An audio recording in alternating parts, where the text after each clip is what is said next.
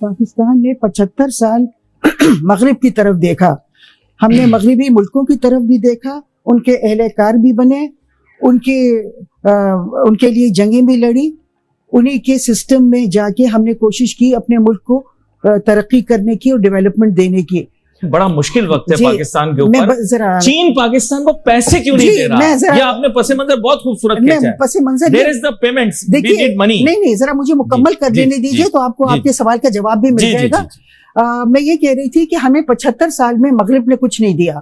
پھر ہمیں جب ہم نے سی پیک یہ چائنا کے ساتھ سائن کیا, یہ تھا کہ جو ملک اپنے وسائل نہیں بڑھاتا, نہ اپنے ٹیکسوں کی آمدنی بڑھاتا ہے, نہ اپنی بچتیں بڑھاتا ہے, نہ ملکی سرمایہ کاری بڑھاتا ہے, اس کی کوئی مدد نہیں کرتا. یہ غلط فہمیاں دور کر دیتے. ہر ملک کی خارجہ پالیسی اپنے مفاد میں ہوتی ہے. ابھی آپ نے دیکھا کہ سعودی عرب نے جو آپ کو $3 ارب دینے تھے وہ تقریباً 1 مہینہ ہو گیا.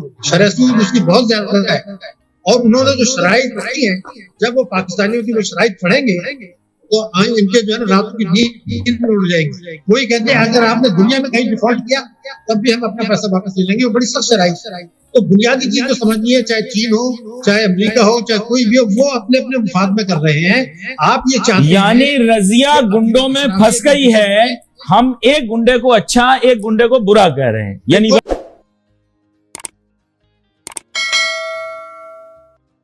دیکھیے 2-3 آراء پائی جاتی ہیں. اب آپ اس سے اختلاف بھی کر سکتے ہیں, اتفاق بھی کر سکتے ہیں. کچھ تو یہ تھا کہ ہم ایک پیرل پہ جائیں, ہم امریکہ کو ابینڈن کر دیں اور ویسٹ کو ابینڈن کر دیں اور چین کو, روس کو اپنا لیں. برا وقت آنے پر چین اور روس دونوں ہمارے کام نہیں آئے اور یہاں بھی بگاڑ پیدا کر دیا تھا. اور اس کی وجہ سے اب کیا ہوا کہ ہم ایک عجیب سے کوگمائر میں پھنس گئے ہیں, یعنی دلدل میں پھنس گئے ہیں جس سے ہم سے نکلا نہیں جا رہا. یہ سارا معاملہ اکنامک ڈپلومیسی کا ہے.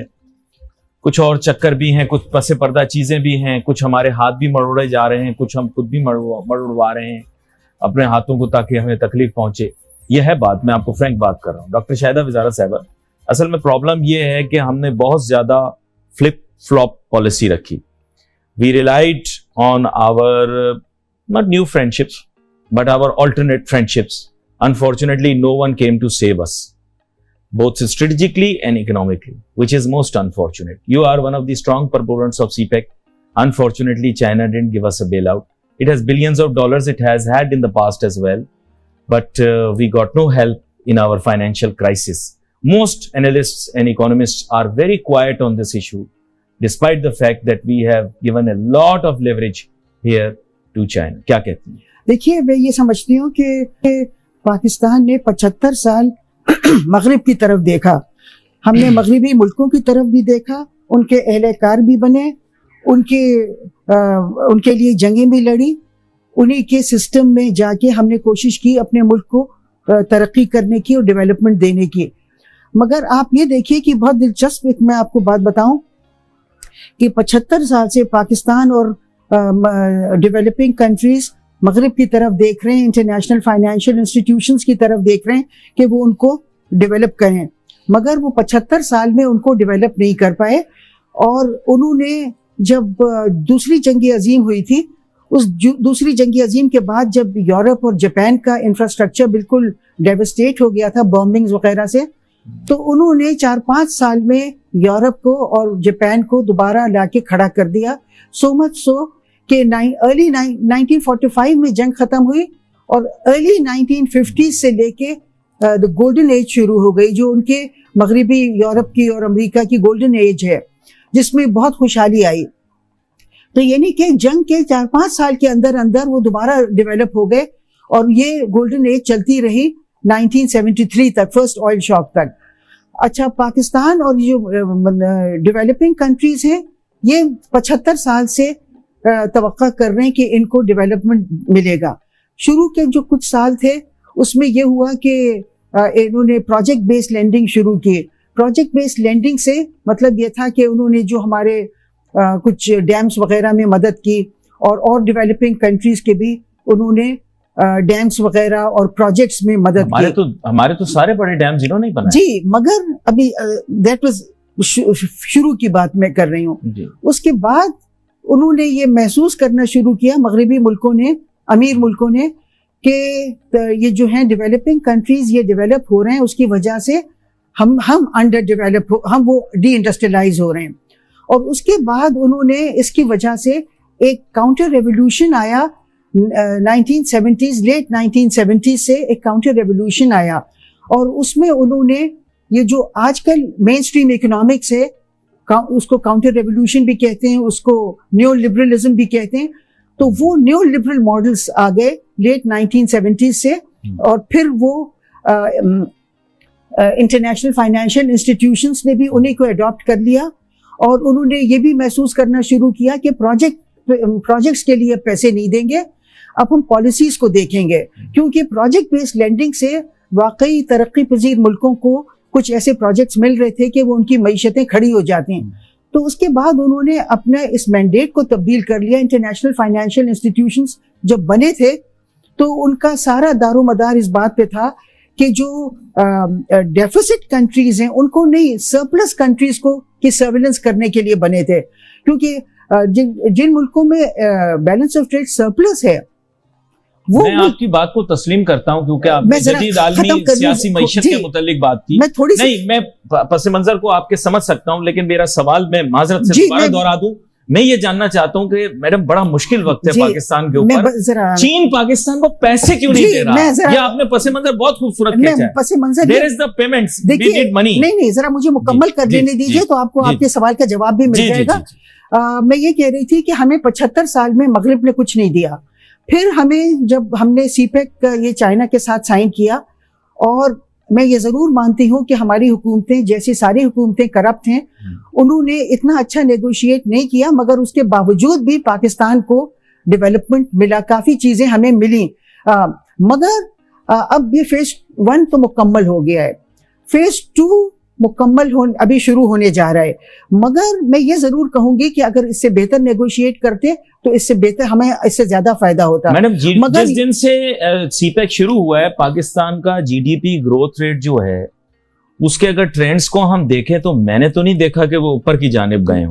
یہ سوالیہ نشان ہے. میں آپ کی جانب واپس آتا ہوں, آپ کی پوری بات سنوں گا, لیکن یہاں پر ڈاکٹر شاہد حسن صدیقی صاحب, میڈم آپ مکمل کریں گے, پروگرام ختم ہو جائے گا. آپ نے تو مجھے اتنا مزہ آیا, یقین کریں, لیکن بات یہ کہ وقت میرے پاس تھوڑا سا مختصر ہے. میں چاہوں گا ڈاکٹر شاہد حسن صدیقی صاحب آپ کی جانب جاؤں. میں نے بڑی اہم گفتگو کی اور اس کے ساتھ انہوں نے عکاسی کی کہ ویسٹ نے کیسے پاکستان کو ایکسپلائٹ کیا وغیرہ وغیرہ, لیکن by and large Dr. Shahid Hasan Siddiqui sahab, you are also a proponent of CPEC. Unfortunately, economists and analysts are unable to answer me this one question. China has huge reserves. It has lots of dollars. We are begging the whole world, in front of the whole world. China is not giving us money. I don't know why. I'll tell you why. آپ بتائیے گا, ضرور بتائیے گا. جی doctor شاہد حسن صدیقی صاحب. Doctor شاہد حسن صدیقی صاحب, میں آپ کو جو بات بتانا چاہ رہا ہوں وہ یہ تھا کہ جو ملک اپنے وسائل نہیں بڑھاتا, نہ اپنے ٹیکسوں کی آمدنی بڑھاتا ہے, نہ اپنی بچتیں بڑھاتا ہے, نہ ملکی سرمایہ کاری بڑھاتا ہے, اس کی کوئی مدد نہیں کرتا. یہ غلط فہمیاں دور کر دیتے. ہر ملک کی خارجہ پالیسی اپنے مفاد میں ہوتی ہے. ابھی آپ نے دیکھا کہ سعودی عرب نے جو آپ کو $3 ارب دینے تھے وہ تقریباً 1 مہینہ ہو گیا. شرح سود اس کی بہت زیادہ ہے, اور انہوں نے جو شرائط رکھی ہیں, جب وہ پاکستانیوں کی وہ شرائط پڑھیں گے تو ان کے جو ہے نا راتوں کی نیند اڑ جائے گی. وہی کہتے ہیں اگر آپ نے دنیا میں کہیں ڈیفالٹ کیا تب بھی ہم اپنا پیسہ واپس لے لیں گے. وہ بڑی سخت شرائط. تو بنیادی چیز جو سمجھنی ہے, چاہے چین ہو, چاہے امریکہ ہو, چاہے کوئی بھی ہو, وہ اپنے اپنے مفاد میں کر رہے ہیں. آپ یہ چاہتے ہیں, یعنی رضیہ گنڈوں میں پھنس گئی ہے. ہم ایک گنڈے کو اچھا, ایک گنڈے کو برا کہہ رہے ہیں. یعنی what I have understood is کہ رضیہ گنڈوں میں پھنس گئی ہے, اور ہم کہہ رہے ہیں کہ نہیں یہ چائنا والا صحیح ہے, یو ایس والا خراب ہے, ویسٹ والا خراب. میں نے یہ نہیں کہا ہے, میں نے یہ کہا ہی نہیں ہے. میں نے کہا ہم نے جان بوجھ کے اپنے آپ کو پھنسایا ہے, کیونکہ ہماری اشرافیہ کی معیشت ہے. ہم طاقتور طبقوں کو نوازنا چاہتے ہیں, ہم قومی دولت لوٹنے والوں کو نوازنا چاہتے ہیں, اور یہ چاہتے ہیں کہ دنیا ہمیں نہیں کرے گی. پہلے آپ اپنا گھر تو ٹھیک کریں.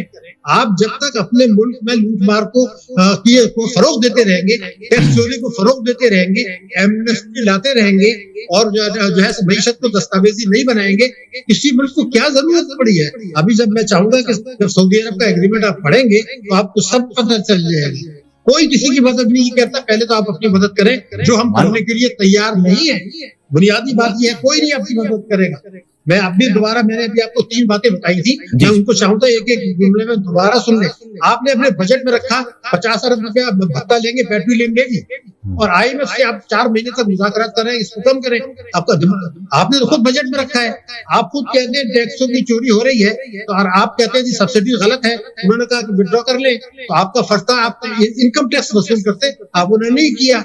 आपने अपना सर्कुलर डेट बढ़ाया, फिर कहते हैं जी बिजली के नर्ख नहीं बढ़ाएंगे। ये ड्रामा था शरह नवाजने का, शरह सूद को कम कर रखे, IMF के प्रोग्राम को मुलतवी करके, कई 100 अरब रुपए मईशत को तबाह करके, तिजारती खसारा बढ़ा के, रुपए की कदर को 6 महीने में 23 Point taken, sir.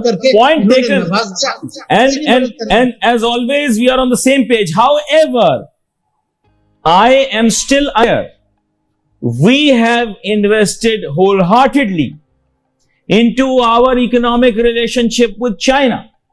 Why is it not helping us out in this testing time? मैं जरा